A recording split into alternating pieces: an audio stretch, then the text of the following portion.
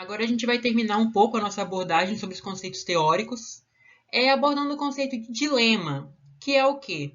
O que a gente tem que levar em conta, partindo da medicina baseada em evidências, para tomar uma decisão clínica? Então, são coisas que a MBR responde para a gente, e a partir dela nós vamos usar a nossa moral, aquelas coisas que nós discutimos antes, para decidir o que é melhor. Então, probabilidade, qual que é a chance de uma doença acontecer, qual que é o risco que eu tenho, e a minha intervenção vai reduzir essa probabilidade? Vai ser útil? Não vai ser útil? E qual vai ser o desempenho da minha intervenção? Desculpa, o desempenho da minha intervenção em reduzir essa probabilidade, aumentar? E se é útil realmente fazer a minha intervenção? Pensando em custo-benefício, pensando em quanto que vai reduzir a probabilidade, quanto que eu tenho acesso a essa intervenção. Então, isso aqui são os 3 pilares desses dilemas. Com exemplos vai ficar mais claro. Vamos pensar aqui, rastreio do câncer de próstata. Antes, eu vou trazer o exemplo da Angelina Jolie.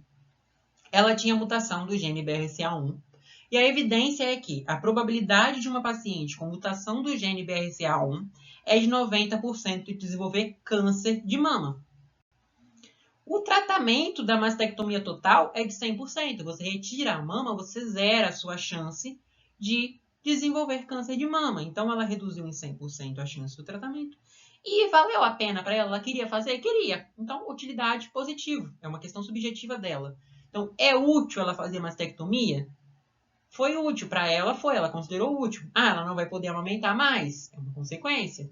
Mas, em contrapartida, ela vai zerar o risco dela de ter câncer. Ok, ela vai poder colocar um silicone no lugar para poder não ficar sem seios. Então, é essa avaliação que tem que ser feita. Aqui um exemplo mais da nossa realidade, o rastreio de câncer de próstata. É muito controverso o rastreio de câncer de próstata em idosos, aí com 70, 80 anos, porque o que tem se demonstrado é que a probabilidade desses idosos desenvolverem câncer é importante. Sim, esses idosos têm uma chance significativa de ter um câncer de próstata. Mas a mortalidade desses pacientes por câncer de próstata é baixa e é lenta. Porque se o paciente desenvolve câncer de próstata com 80 anos, ele pode morrer em decorrência desse câncer, na maioria das vezes, 10, 15, 20 anos depois. Tempo suficiente, por evidências, que esse paciente acaba morrendo por outras causas. Então, qual que é a discussão aqui?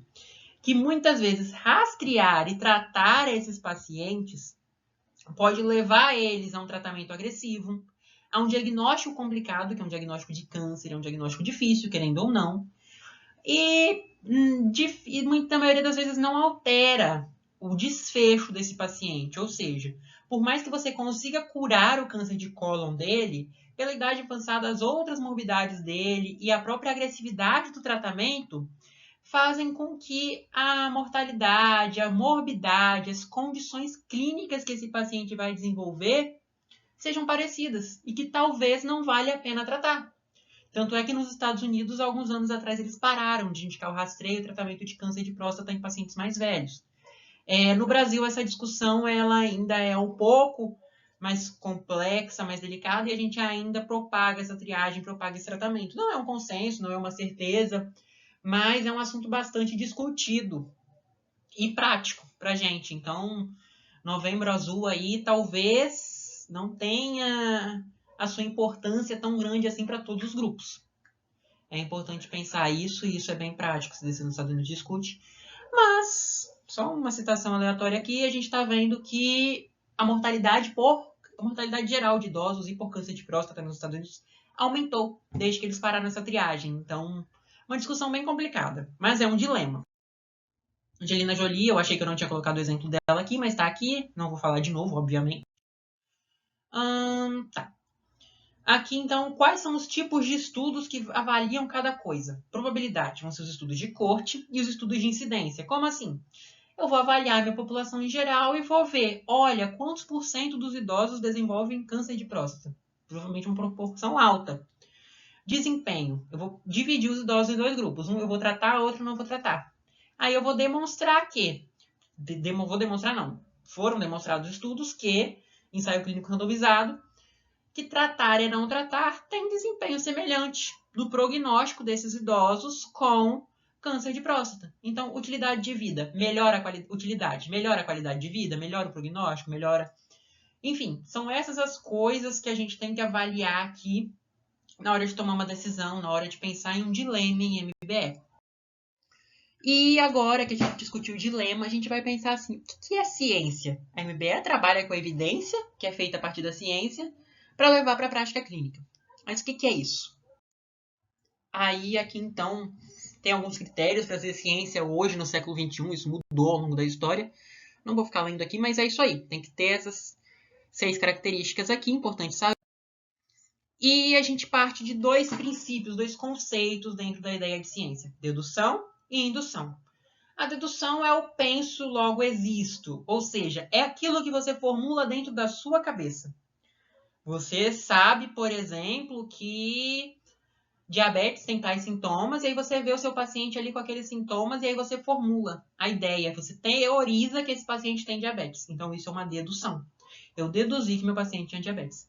E aí eu vou criar a aplicação prática, ou seja, eu vou ver na prática se meu paciente tem diabetes, solicitando o exame, com outras coisas. A indução, ela é quando você vê na prática, ou seja, você vê pacientes diabéticos e vê que eles têm os sintomas X. Então, você cria a teoria que os sintomas da diabetes são os sintomas X.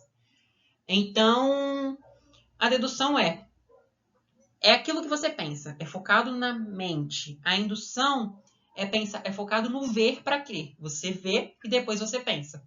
Na dedução, você pensa para depois ver. Aqui alguns exemplos, então, um exemplo mais casual. Você me disse que iria à festa, portanto, deduzi que não foi à igreja. Então, eu não sei que a pessoa não foi à igreja. Então, mas eu cheguei a essa conclusão na minha cabeça, porque a festa era no mesmo horário da igreja, a pessoa me falou que ia na festa, nem sei se a pessoa foi, mas eu deduzi. Então, é uma coisa feita na teoria. Eu não vi na prática, eu não vi para crer, mas eu juntei as coisas e cheguei a essa conclusão. A indução é o quê? Eu vi que a pessoa não estava na festa. Então, eu vi. A pessoa não estava na festa. Então, eu criei a conclusão, a ideia de que a pessoa não estava na festa. Cheguei à minha conclusão. Então, mais um exemplo aqui. Meu paciente está com poliúria, polidipsia, polidifagia, perda de peso, portanto, acho que ele está com diabetes. Então, eu, na minha cabeça, juntei os sintomas, cheguei a uma conclusão. E aí, essa conclusão eu vou levar lá para a prática. Meu paciente está com diabetes, eu acho.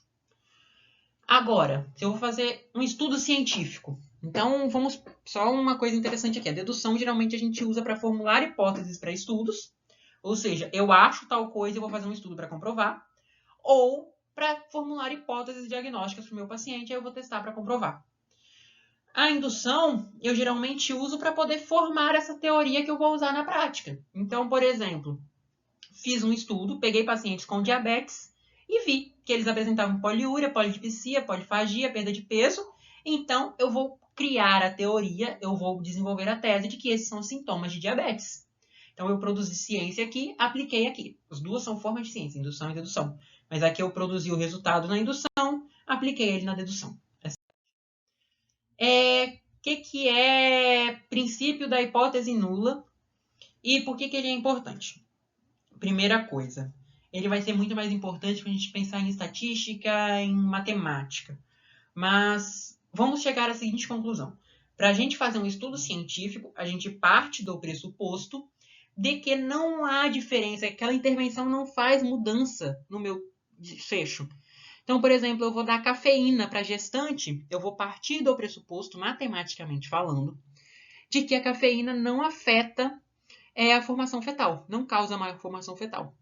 E aí eu vou calcular o que aconteceria partindo desse pressuposto e se a realidade não bater com esse meu cálculo, eu vou para o outro lado. Mas enfim, vamos entender que é considerar que não faz diferença, que a minha intervenção não interfere em nada. Clínica.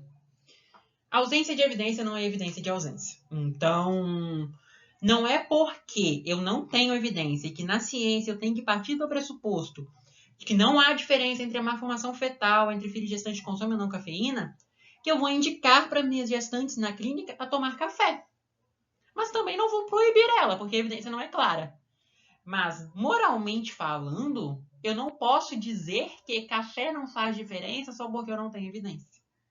Muito pelo contrário, a gente tem estudos fracos, de baixa evidência, demonstrando que cafeína causa malformação fetal.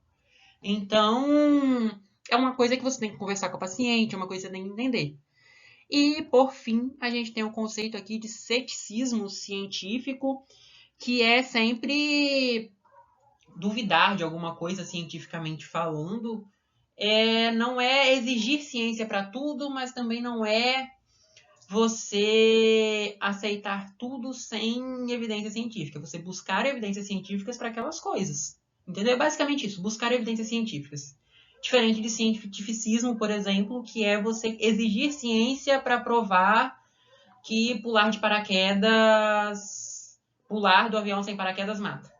Isso é cientificismo. Você não precisa de evidência para provar isso. Agora, você querer evidências sobre aquilo que você está falando é ceticismo científico. Ou seja, é você procurar se aquilo que a pessoa está te contando é verdade realmente, se tem evidência científica, se não tem, se vitamina D serve para tudo ou não. Então é isso, o ceticismo científico é você desconfiar, você exigir a ciência. Plausibilidade extrema é o exemplo perfeito que eu usei agora. Se você saltar de um paraquedas, sem paraquedas de um avião, a mortalidade vai aumentar. Você não precisa de uma pesquisa para provar isso, é óbvio. Treinar um pneumotórax melhora o prognóstico. Também é uma coisa que você vê ali, você não precisa pesquisar, mas talvez em algumas situações pode ser útil. Drenagem de abscesso também, você está vendo o abscesso, você sabe que você tem que drenar. Estancar a hemorragia também, você está vendo o cara perdendo sangue. Você não precisa de uma pesquisa científica para saber que você tem que parar essa hemorragia. Na história a gente viu que precisou, porque o pessoal fazia sangria para poder salvar o pessoal. Mas assim, plausibilidade extrema é quando aquilo é muito óbvio a ponto de não precisar de uma pesquisa